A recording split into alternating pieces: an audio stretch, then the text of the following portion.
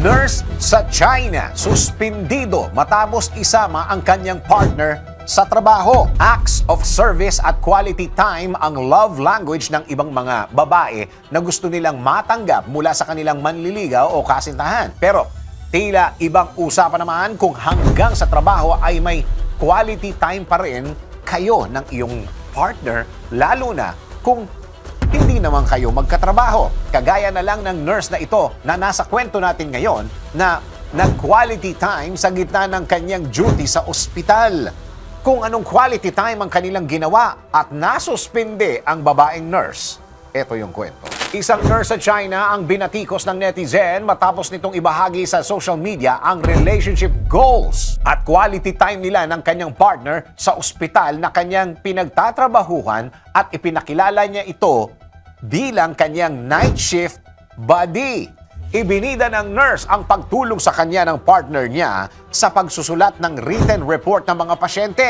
Pinapakailaman niya ang computer sa nurse station.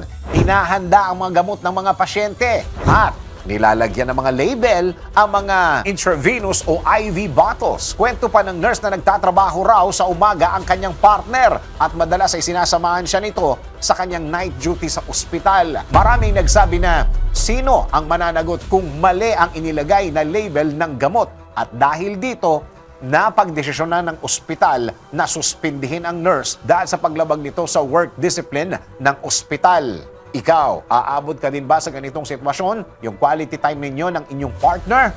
O maglalagay ka ng boundaries para panatilihin ang pagiging professional? DWIZ Research Report. Report. Thank you for watching. Tuloy lang ang panonood at pakikinig ng tamang balita sa DWIZ News, DWIZ News FM Regional, DWIZ News TV, Aliw Channel 23, nationwide. Mag-follow, like, subscribe at i-share ang aming mga social media accounts.